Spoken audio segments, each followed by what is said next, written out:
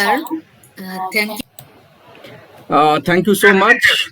Thank you so much, Dr. Professor Muhammad Mehboob Ali. I call him and treat him like my elder brother and a good friend and definitely a good mentor as well. And very good evening from Bangalore to one and all present. I know Dr. K.S. Gupta sir, okay, is a very learned person and a well-wisher for me. And Dr. Moni Tagi ma'am as well. She is a part of MTC Global family. We have exchanged so many mails, okay, between her institution, Kate Group, and MTC Global. We had some joint conferences as well. So it's a great pleasure to have all of you on board, and definitely all the esteemed delegates from Bangladesh, the friendly country, our neighbor country of India. We have so many common context in terms of our behavior, food habits, culture. So it's always pleasure to connect with the neighboring country and the very country which is developing very fast in the Asia. Okay, Bangladesh is known as tiger of Asia and economic development and the progress like HECE project. What Dr. Mehboob Ali mentioned, myself and Dr. K.S. Gupta sir were part of many HECE project in different universities in Bangladesh, and that was a good learning exposure for all of us. Now, I would like to thank especially Dr. Ali for this wonderful opportunity extended to me. And I was listening to Dr. Mani ma'am, and ma'am explained in details, okay, about the OBE. I'm sure this PPT, if it is shared among all the participants, it will be definitely very useful for all of them. And I'm sure ma'am will do that. Now, there is a beautiful saying. Okay, let me start with this. When a student is ready, the teacher appears. And when a student is really ready, the teacher disappears. Okay, it says that what Dr. Gupta sir said rightly. It's about, and Mani ma'am also said that OB is about student-centric approach. Student-centric approach. Students need to take the interest. They need to come forward. And they have to part of the production system. They are the co-producer along with the teacher and so many other stakeholders like industry, parents, okay, and the mentors, the corporate mentors. And this particular OBE, it emphasizes, as Mani ma'am rightly said, on the clear standard, which is observable, number one, and measurable as well.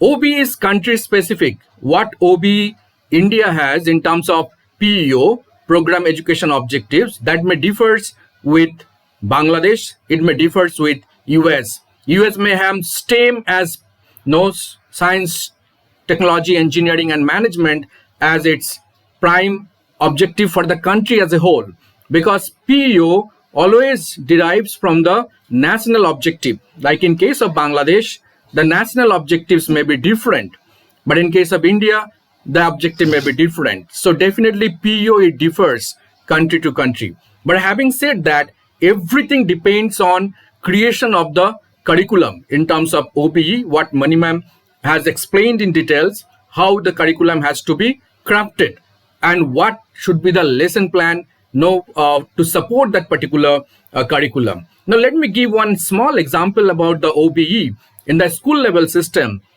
If I say that if a student, he or she likes physical education, likes to play, that may be a general traditional approach. But if I say that the same student is able to run 50 meters in 2 minutes, that becomes the OBE, okay, outcome-based education. It's measurable, it's observable. That's very important. And we have two different objectives of OBE. One is generic, like leadership development, good communication skills, okay, good values, morals, ethos. These are generic. The second set of objectives is course specific, like what Mani ma'am explained in the statistics subject. They should be able to understand, interpret, analyze, and present the data. So there are two different sets of objectives in the OBE, the generic and the specific.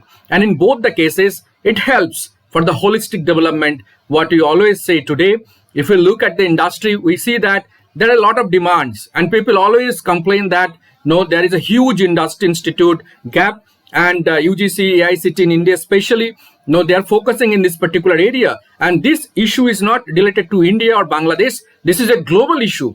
This is a global issue. That's why we find a lot of chair professor, we find a lot of sponsored project, we find a lot of a center of excellence by the corporate into the academic institutions. So efforts are on to minimize this particular gap. I think OBE has come as a bliss to address this particular gap. I was reading newspaper.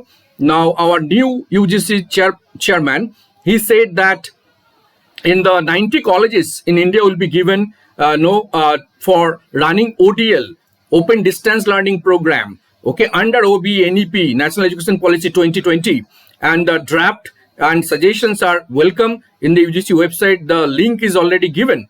Okay, so that's a very positive, affirmative approach. Today morning, it was there in UGC website that our new UGC chairman, he is asking for the opinion on multidisciplinary approach. Like one student can do a program simultaneously from IIT Delhi and JNU at the same time. Dual degree he or she can get.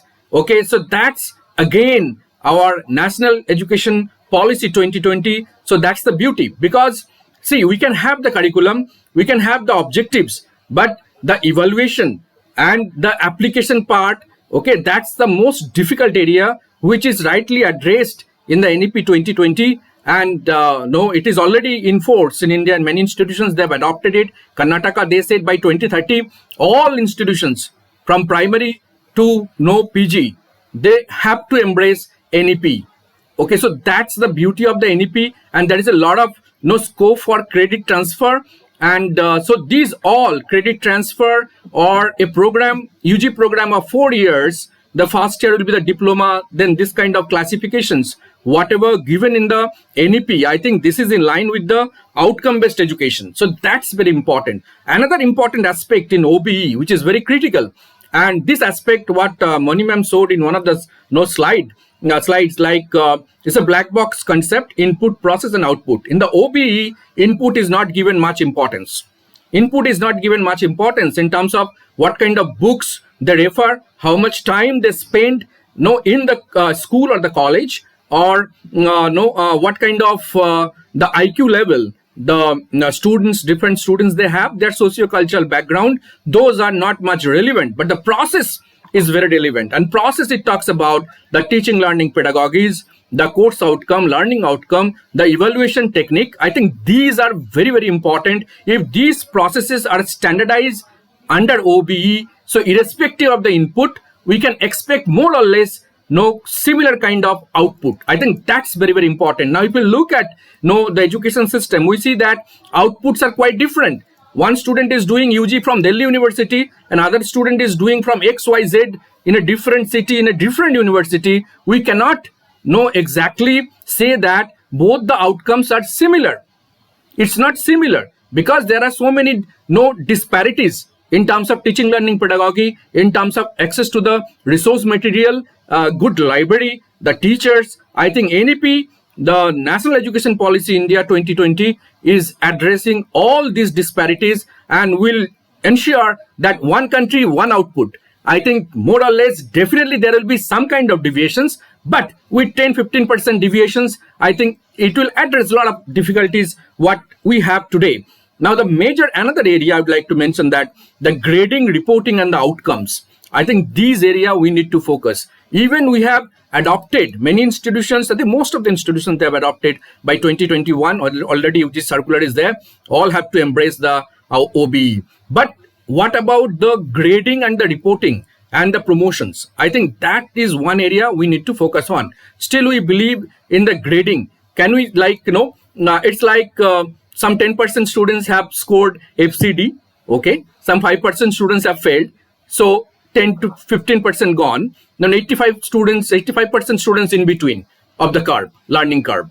So I think that has to go away, okay? What we can do, now we can further, in case of evaluation, like one paper, mathematics, what the schools I'm talking about. In mathematics, we have different areas, right? Measurement of scale, we have geometric and other areas. Can we do a detailed evaluation? If students did not perform well in mathematics, it does not mean that he or she cannot solve all the problems in all the areas. Maybe that student is good at measurement or geometric, or maybe not so good at other areas. So can this OBE address this detailed evaluation? I think that is very, very important. That aspect is very, very important. Can we move away with the regular, the traditional existing pattern of evaluation technique, the grading? How do we grade? Many universities and institutions, they give the grading instead of the marking. I think that's a very, very positive approach. And if the students are not doing well, suppose even the OBE is in place,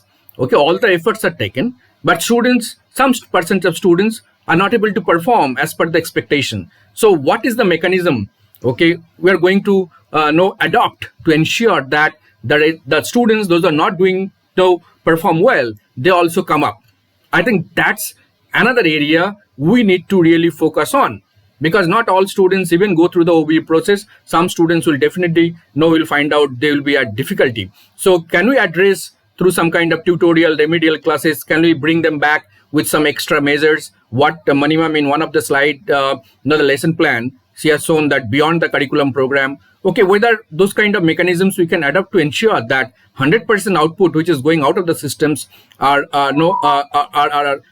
good at quality, and they're ready to enter into the corporate world. I think that's very, very important. Now, whole this OBE is in line with the Washington Accord. We all know about that.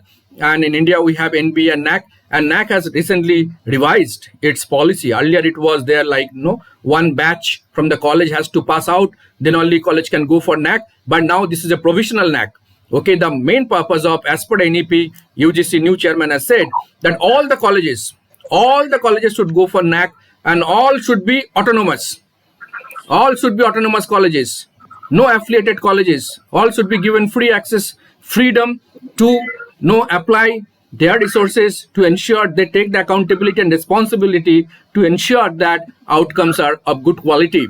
I think that one part, there is a recent huge changes in as per NEP in India, and those are most welcome, and it is at par with the base standard and practices in the world.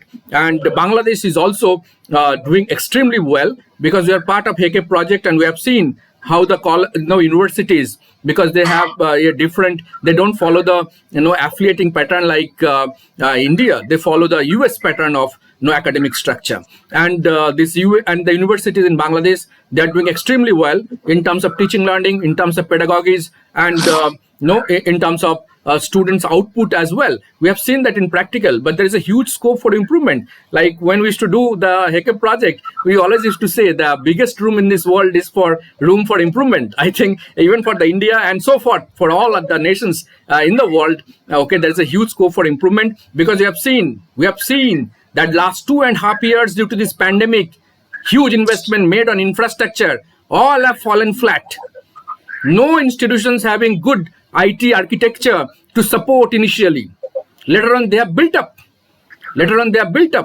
So now today morning in the news, Twitter CEO Parag Agrawal has said that employees, those who are interested to work from home, they can do for the lifetime work from home. So this is cost effective for the company. And it is seen that performance of the individual has gone manifold up because of work from home or work from anywhere concept. So we need to keep pace with the changing time, and we need to see that this VUCA world, what generally we called volatile, uncertainty, complex, and ambiguity world, okay, we don't know what will happen after 10 years or 15 years or 20 years down the line. So are we ready with that? So people are waiting, the colleges and universities to open full-fledged, and they will go out of online. But I'm sure that is not going to happen. Online is going to stay there for years to come because of its effectiveness. Today we are connected. Ma'am is from Ghaziabad, and myself and Gupta sir from Bangalore, and so many other participants. And we have Dr. Jose, my good friend from MTC Global. He is from Mexico. Okay, so a lot of people are there today online, and this is the beauty of being on online. Okay, now I think the students, teachers, all have made up their mind, and they have learned how to make use based of the online platform, and learning also has expedited. Okay, so there is no problem at all.